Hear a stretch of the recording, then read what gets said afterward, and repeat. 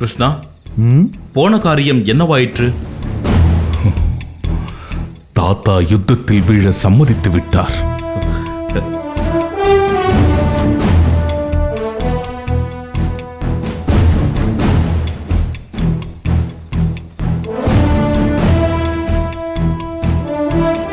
அப்படியா? உண்மையிலேயே சம்மதித்து விட்டாரா? தர்மம் வாழ தான் வீழ்வேன் என்றார். அரசே, எனக்கு இப்போது நம்பிக்கை வந்துவிட்டது. உண்மையிலேயே எனக்கு இப்போது நம்பிக்கை வந்துவிட்டது. நான் பூண்ட சபதத்தில் வெற்றி பெறுவேன். நாம் இந்த யுத்தத்தில் வெற்றி பெறுவோம். நம் தடை தகர்ந்தது. என் வீரத்திற்கு தடையாக இருந்த தாத்தா யுத்தத்தில் வீழப் போகிறார். இனி என் பராக்கிரமத்தை யுத்தத்தில் காட்டுவேன். கௌரவர்களை காத்து நின்ற கடவுள் வீழ சம்மதித்து விட்டது. இனி நம் வெற்றியை யாரால் தடுத்து நிறுத்த முடியும்? ஆம், ஒழிந்தார்கள் கௌரவர்கள். ஆஹா ஆஹா, இதுதான் மனித பிறப்பின் விசித்திரமோ? ஒரு மனிதரின் மரணத்தில் உங்களுக்கெல்லாம் இத்தனை மகிழ்ச்சியா?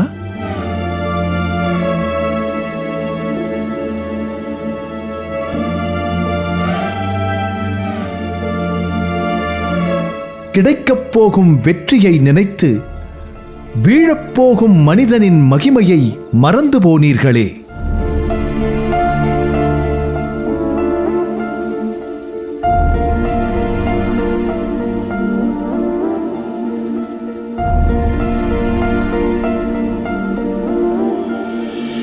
குருவம்சத்தின் தலைமகன், அத்தினாபுரத்தின் காவலன், கங்கையின் மைந்தன், மனிதர்களில் மகத்தான மனிதன், இத்தனைக்கும் மேலாக உங்களையெல்லாம் தோளிலும் மாரிலும் தூக்கி வளர்த்த அன்பிற்குரிய தாத்தா, அவர் மரணம் உங்களுக்கு மகிழ்ச்சியை தருகிறது இல்லையா?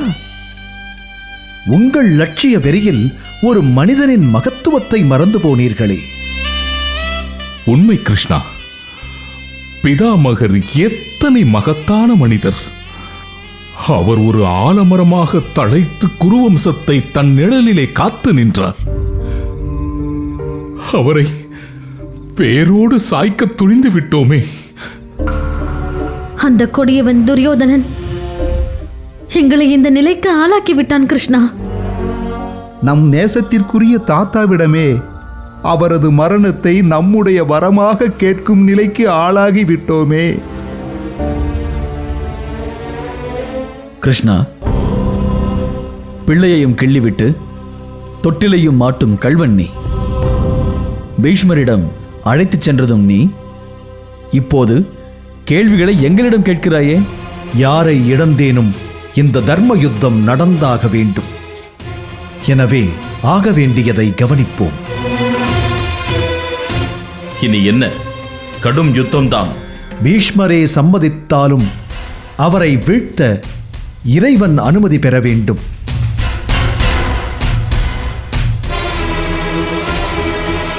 ஏனெனில் நினைத்தபோது மரணம் என்ற வரம் கிட்டத்தட்ட இரவாவரம் போன்றதுதான்.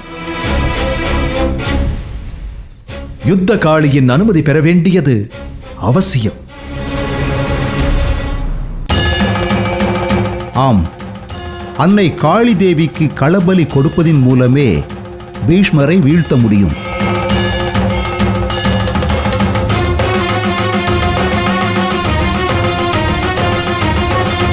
சகாதேவா, நீயே சாஸ்திரம் அறிந்தவன். யாரை களபலியாக கொடுப்பது? இது குறித்து உன் சாஸ்திரம் என்ன கூறுகிறது?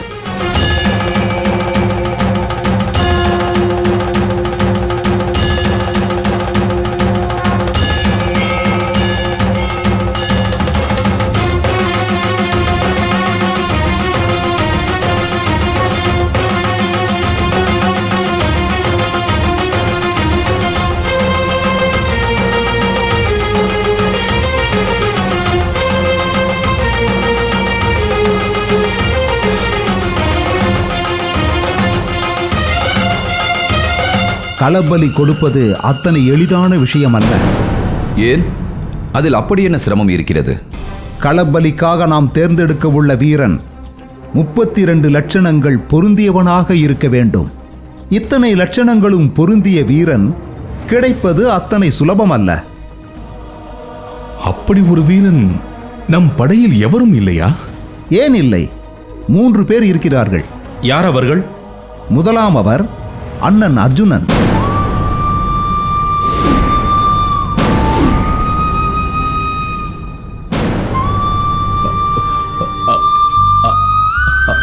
அர்ஜுனனா?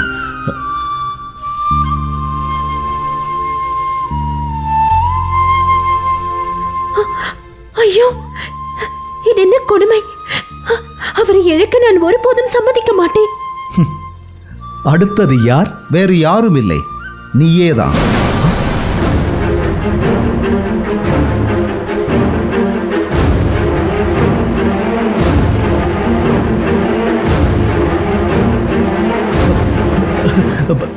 இது என்ன கொடுமை? அர்ஜுனனுக்கு தேரோட்ட வந்ததால் வந்த வினையோ?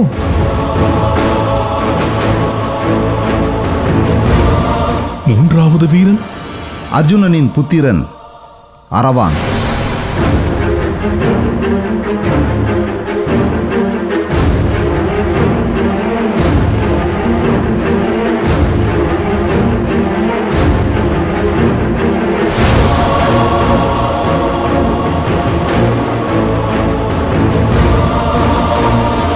அரவான் எந்த சுகத்தையும் அறியாத இளைஞன். அவனை பலி கொடுப்பதில் நியாயமில்லை. கிருஷ்ணனின் வழித்துணை நிச்சயம் நமக்கு இறுதி வரை தேவை. ஆகவே களபலியாக நான் சம்மதிக்கிறேன். அரசே, இதற்கு ஒருபோதும் நான் சம்மதிக்க மாட்டேன். அர்ஜுனா, பாண்டவ படைகளின் பலம் நீ. உன் வீரத்தைக் கொண்டு சாதிக்க வேண்டியவை ஏராளம் உள்ளன. ஆகவே நான் வெறும் தேரோட்டி. என்னை பொறுத்தவரை இந்த தர்ம யுத்தம் நடந்தே தீர வேண்டும். ஆகவே நான் களபலியாக சம்மதிக்கிறேன். அண்ணா, இதற்கு நான் சம்மதிக்க மாட்டேன். நீ இன்றி நாங்கள் இருக்க மாட்டோம்.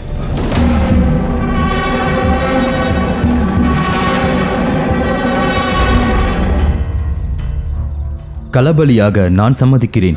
மகனே, அரவான் வேண்டாம். தந்தையே, என்னை மன்னிக்க வேண்டும். என்னை என் தாய் உலூபி அனுப்பி வைத்ததன் உட்பொருளை நான் இப்போது உணர்கிறேன். அவள் என்னை அனுப்பி வைத்த தருணத்தில் உயிரை கொடுத்தேனும் நீ பாண்டவர்களுக்கு வெற்றியை ஈட்டுத் தர வேண்டும் என்று கட்டளையிட்டால் என் தாயின் கட்டளையை நான் நிறைவேற்ற வேண்டிய தருணம் இதுவே. தயவு கூர்ந்து யாரும் இதை மறுக்க வேண்டாம்.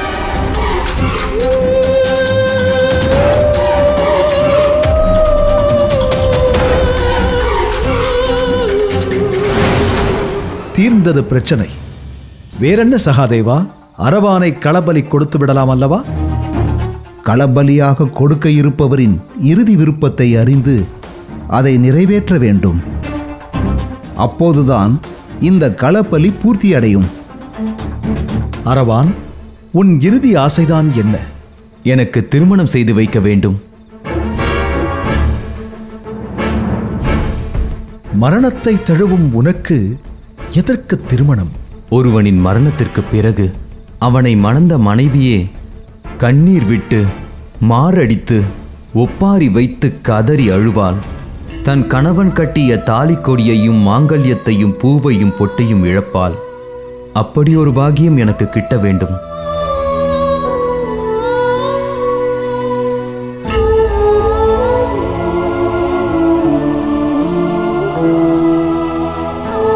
உடனே அரவானுக்கு மணப்பெண்ணை தேடி வாருங்கள். திருமண ஏற்பாடுகள் நடக்கட்டும்.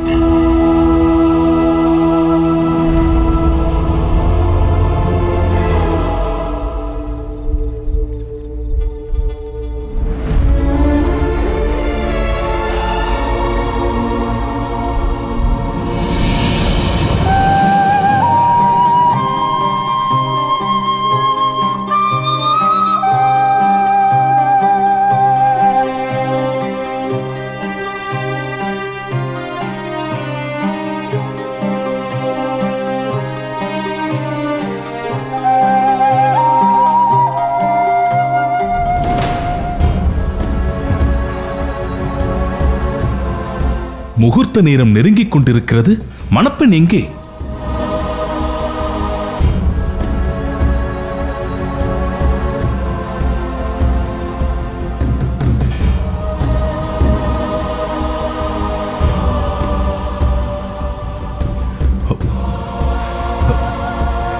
ஏன் அமைதியாக இருக்கிறீர்கள்? மணப்பெண் எங்கே? இளவரசருக்கு வணக்கம். என்ன விஷயம்? இந்த இரவு வேளையில் அவசர கதியில் அரவானுக்கு பெண் தேடிக்கொண்டிருக்கிறார்கள் பாண்டவர்கள். பாண்டவர்களுக்கு மதிக்கெட்டு விட்டதா? இந்த நேரத்தில் அரவானுக்கு திருமணம் செய்ய அப்படி என்ன அவசியம் வந்தது? இதில் ஏதோ விஷயம் இருக்கிறது மருமகனே. மாமா, என்ன விஷயமாக இருக்கும்? ஒற்றனே, நீ தொடர்ந்து அங்கே நடப்பதை கண்காணித்து வந்து ஒற்றுக்கூறு. உத்தரவு அரசே.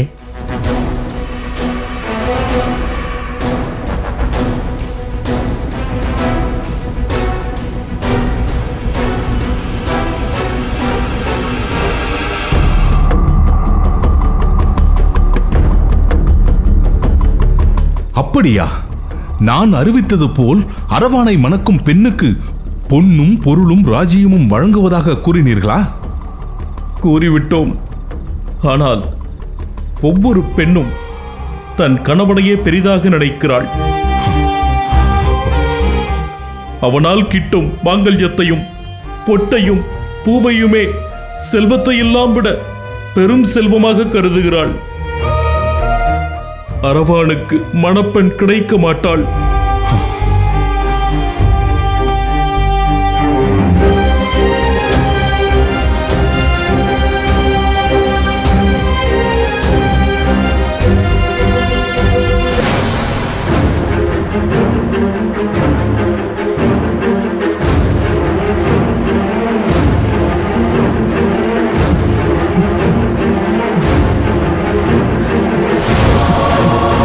மரணத்தை தழுவும் மணமகனை எந்த பெண்தான் விரும்புவாள்? விட்டுவிடுங்கள். கடைசி வரை பெண்ணை கல்யாணம் செய்யாத காளையாய் நான் இருந்து விட்டு போகிறேன். எந்த பெண்ணையும் சுகிக்காத காளையனாய் நான் வாழ்ந்து விட்டு மடிகிறேன். என்னை பலி கொடுங்கள்.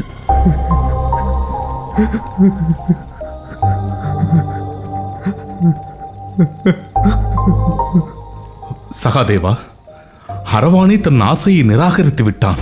களப்பலியாக கொடுக்கப்படும் ஆத்மாவின் இறுதி விருப்பத்தை நிறைவேற்றினாலே கொடுக்கும் பலியினால் அதன் பலன் ஏற்படும் என்று அதர்வண வேதம் கூறுகிறது. ஆகவே அரவானின் விருப்பத்தை நாம் நிறைவேற்றியே தீர வேண்டும்.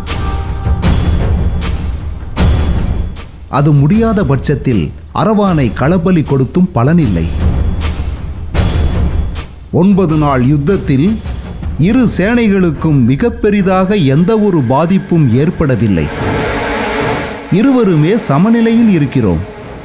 இதற்கு காரணம் யுத்த பலியே. நம் சார்பாக நம் இனத்திற்குள்ளே யாரையும் இதுவரை யுத்த பலி கொடுக்கவில்லை. நம் சார்பாக நம்மில் ஒருவர் யுத்த பலி கொடுக்கப்படவில்லை என்றால் நாம் போரில் வெற்றி பெற இயலாது.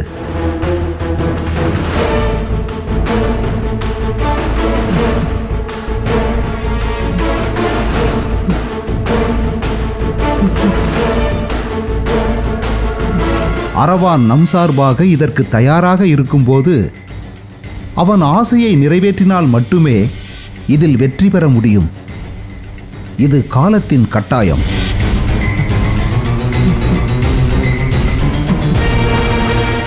இந்த இக்கட்டான சூழ்நிலையில் இந்த அரவானை யார் கணவனாக ஏற்றுக்கொள்வார்? யார் மனம் முடிப்பார்?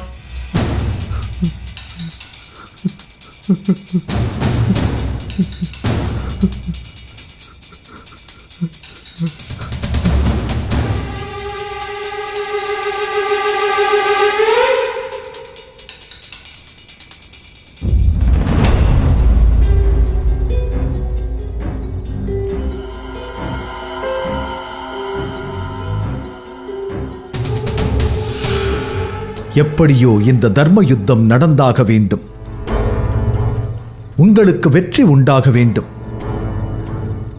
ஆகவே நானே பெண்ணாக உருமாறுகிறேன். அரவானை மணக்கிறேன். அவனது இறுதி விருப்பத்தை நிறைவேற்றுகிறேன்.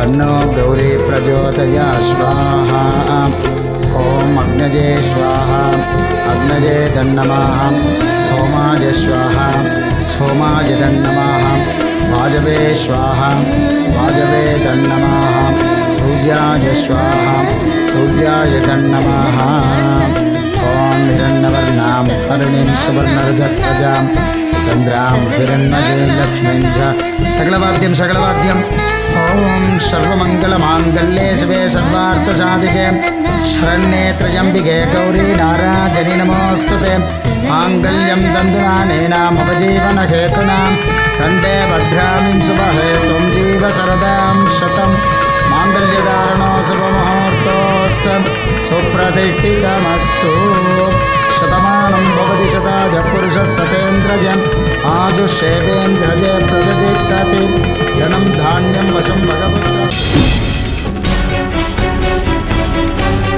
வெட்டு.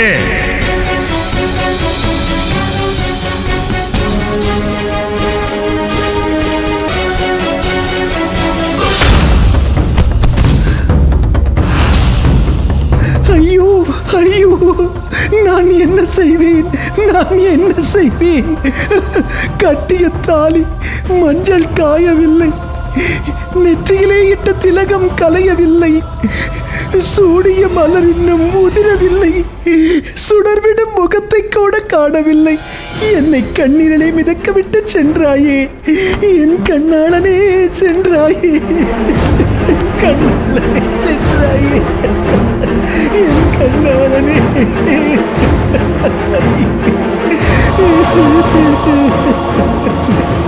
என் கண்ணாளனே என்னை விட்டு சென்றாய். அரசே, அரவானுக்கு திருமணம் செய்து வைத்து உடனே அவனை களபலி கொடுத்து விட்டார்கள் அரசே.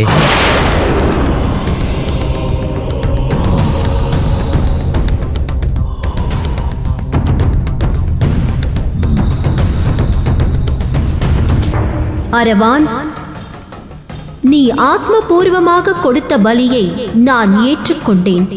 தர்மத்தை காக்க நீ உயிர் தியாகம் செய்துள்ளாய். நீ ஈசனின் அம்சம் என்பதால் உன்னை கோத்தாண்டவராக மக்கள் வணங்குவார்கள்.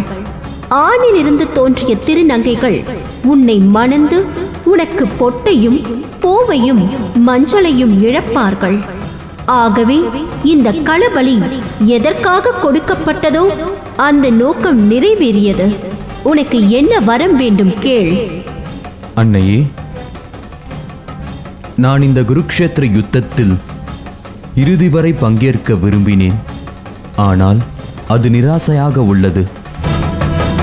அதை நிறைவேற்றினால் நான் சந்தோஷம் அடைவேன். உனது விருப்பம் நிறைவேறும். யுத்தம் முடியும் வரை உன் தலை உயிரோடு இருக்கும். அதனால் நீ யுத்தத்தை முழுமையாக பார்க்க முடியும்.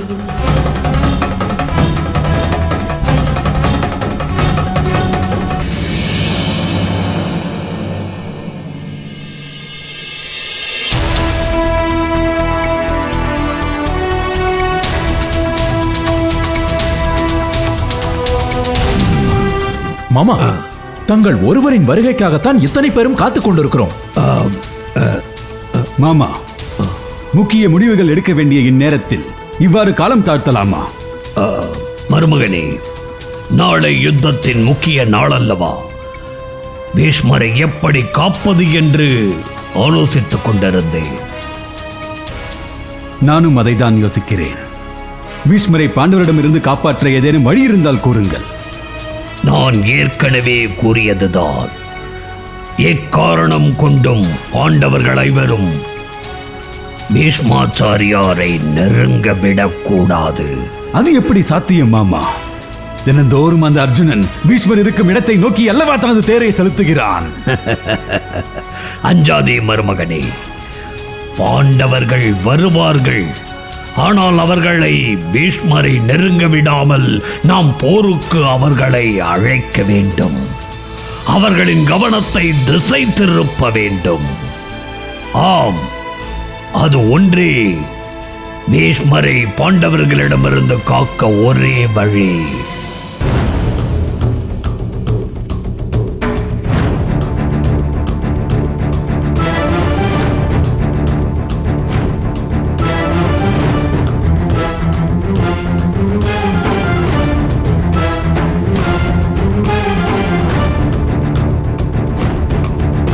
அதிரதிகளே, மகாரதிகளே, சமரதிகளே,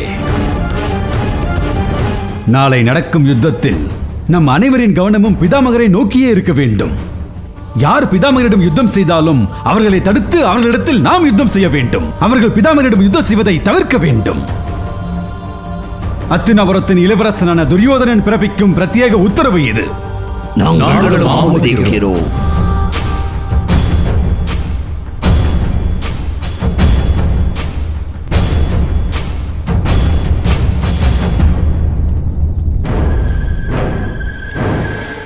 தந்தையே, இப்போது துரியோதனன் சொல்வது போல் நடந்தால் நாளை யுத்தத்தில் பீஷ்மாச்சாரியாரை யாரும் வீழ்த்த முடியாது.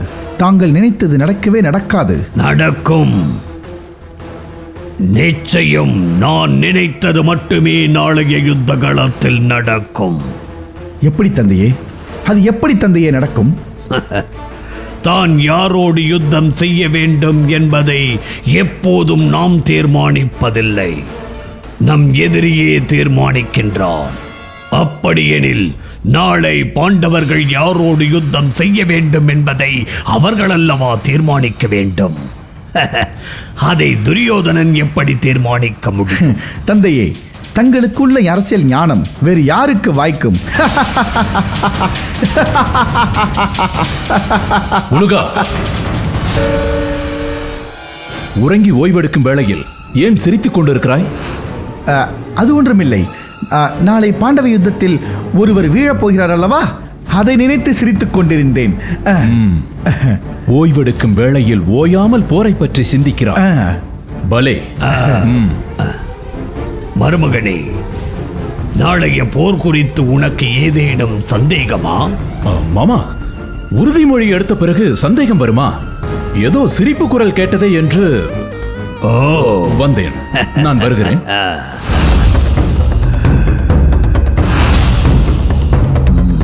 உலோகா, நிலைமைக்கு தக்கவாறு சமாளித்து சகுனியின் மகன் என்பதை நிரூபித்து விட்டாய்.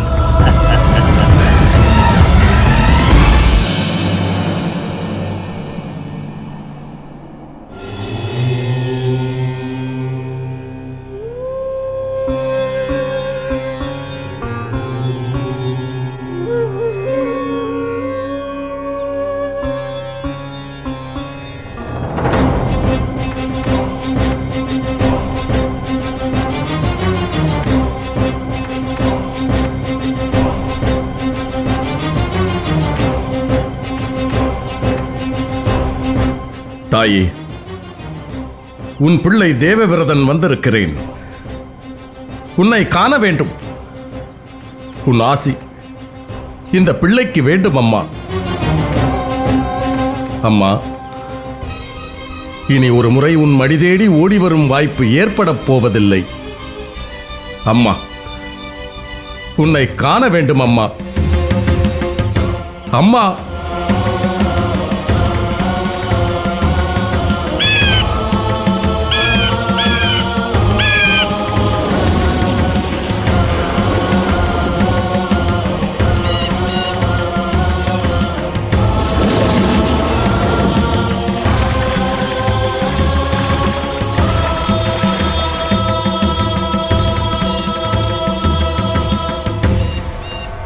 அம்மா, வந்து விட்டாயா அம்மா?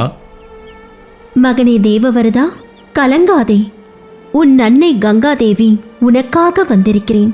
இனி நான் உன்னை காண்பேன் என்ற நம்பிக்கை எனக்கு இல்லை அம்மா. மைந்தனே, உன் குரலில் துயரம் பெருக்கெடுத்து ஓடுகிறது, அதே சமயம் ஆனந்தம் நர்த்தனம் ஆடுகிறது.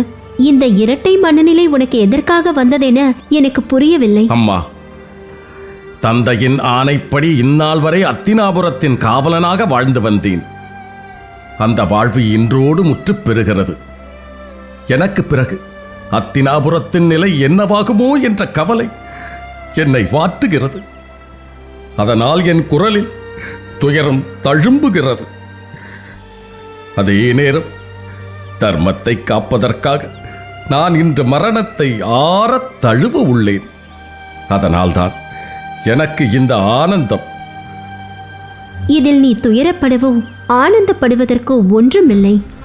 இந்த மண்ணில் பிறப்பெடுத்த ஒவ்வொரு உயிரும் தனது நோக்கம் நிறைவேறிய பின் விடைபெறுவது இயல்பே.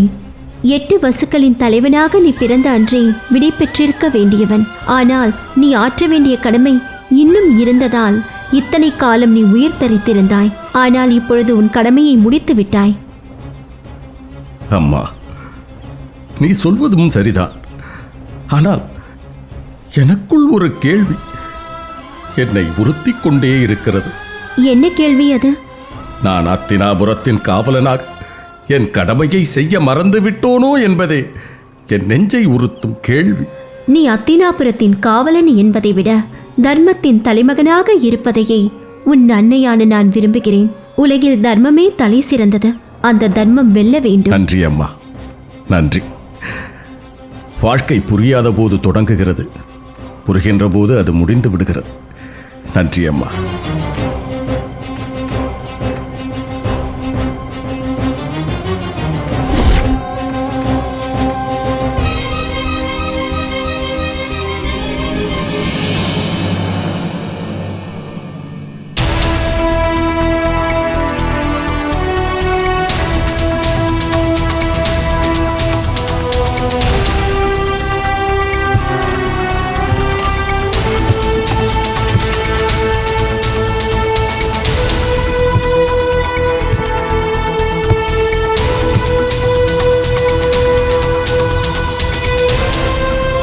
புறப்படலாம் கிருஷ்ணா.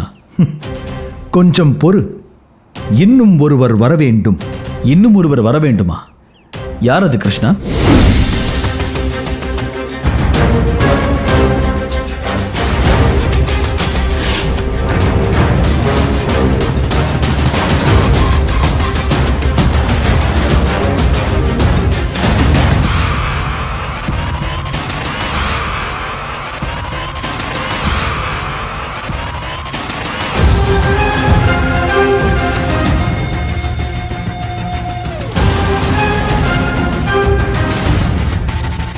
சிகண்டி, நீ இன்று அர்ஜுனனின் ரதத்தில் ஏறிக்கொள். சிகண்டி, ஒரு கணம் நில்.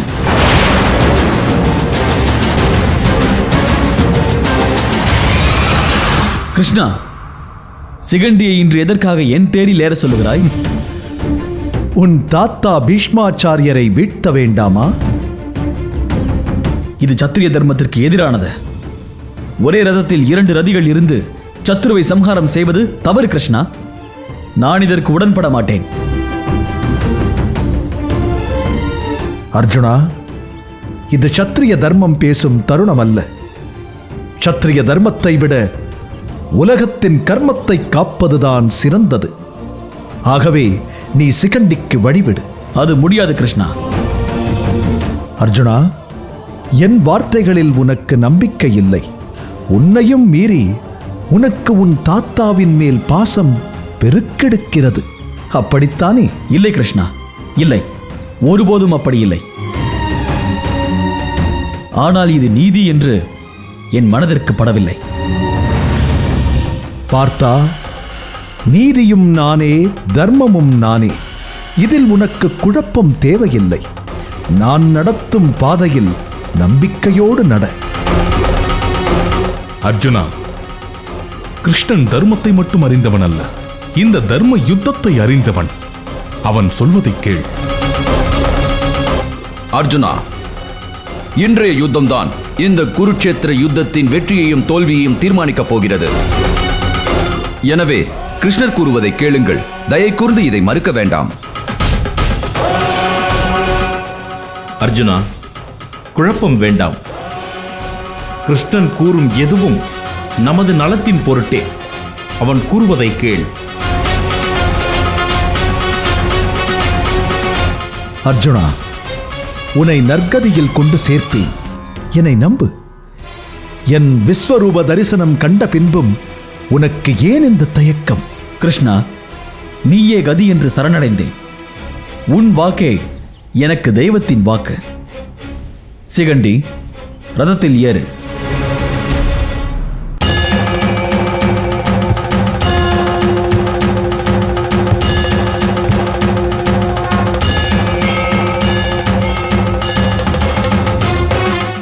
கிருஷ்ணா, புறப்படலாம்.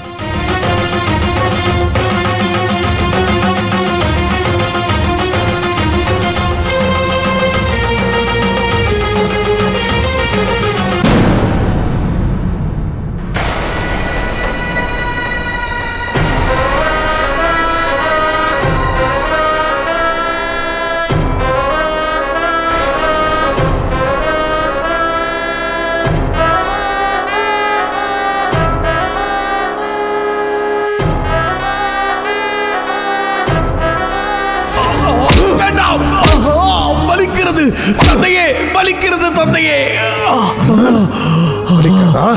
வலிக்கட்டும், வலிக்கட்டும்.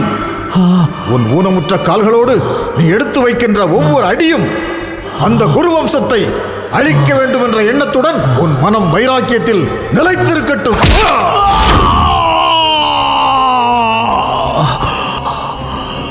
தந்தையே, உங்களின் ஆணைப்படி நான் குரு வம்சத்தை ஒழிக்காமல் உறங்க மாட்டேன்.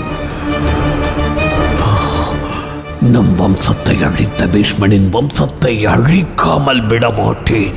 இப்போது நான் இறக்கப் போகிறேன். தந்தையே, என் சதைகள் வேண்டுமானால் அழிந்து போகலாம் தந்தையே, ஆனால் என் எலும்புகள் அழியாது. தந்தையே, என் எலும்பை கொண்டு நீ பகடைகள் செய்து கொள். அந்த பகடைகள் நீ சொல்வதை சொன்னபடி கேட்கும். என் எலும்பினால் பகடைகளை செய்து கொண்டு அந்த ஒரு வம்சத்தை நீ பூண்டோடு அழித்துவிடு, அழித்துவிடு.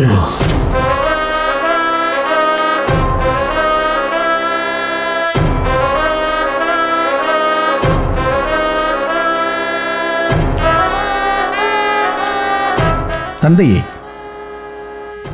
தங்களுக்கு பகடையாட்டத்தின் மீது அபார பிரேமை உண்டு என்பது யாவரும் அறிந்ததே. ஆனால் வாள் ஏந்த வேண்டிய இத்தருணத்திலும் தாங்கள் பகடைக்காயை ஏந்திக் கொண்டிருப்பது வியப்பாக உள்ளது.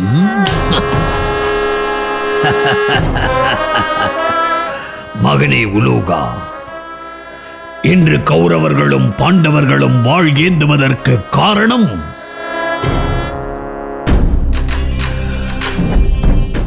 இதோ நான் ஏந்திக் கொண்டிருக்கும் இந்த பகடை காய்கள் தான். புரிகிறது தந்தையே. உங்களது மதியுகத்தால் நாட்டையே துண்டாடினீர்கள். பாண்டவர்களுக்கும் கௌரவர்களுக்கும் இடையே யுத்தத்தை உருவாக்கினீர்கள். உங்களது லட்சியத்தை ஈரேற்றியது இந்த பகடைகள் தான் என்பதை நான் அறிவேன். ஆம், இன்றைய யுத்தத்தில் அந்த பீஷ்மன் வீழப் போகிறான்.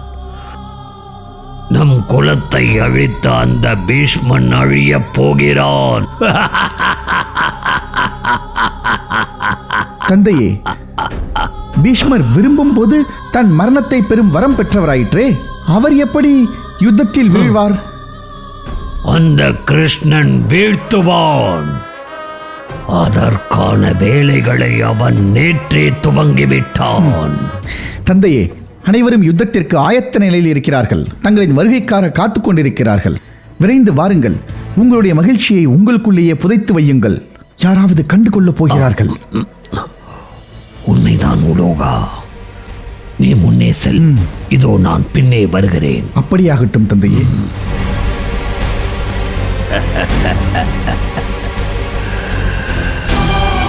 குரு வம்சத்தின் அழிவு இதில் நான் கலந்து கொள்ளாமல் இருக்கலாமா?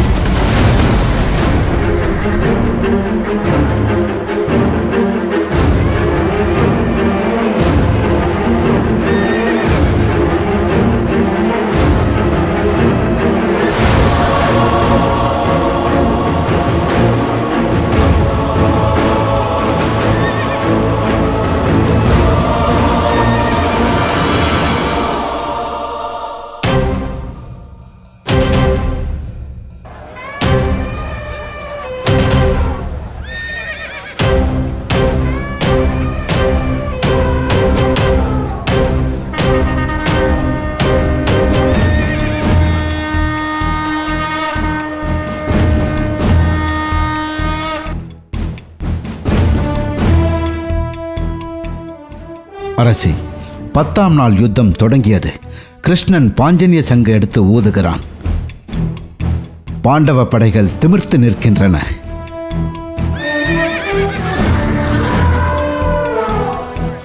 பாண்டவ சேனை தேவ வியூகம் வகுத்து நிற்கிறது.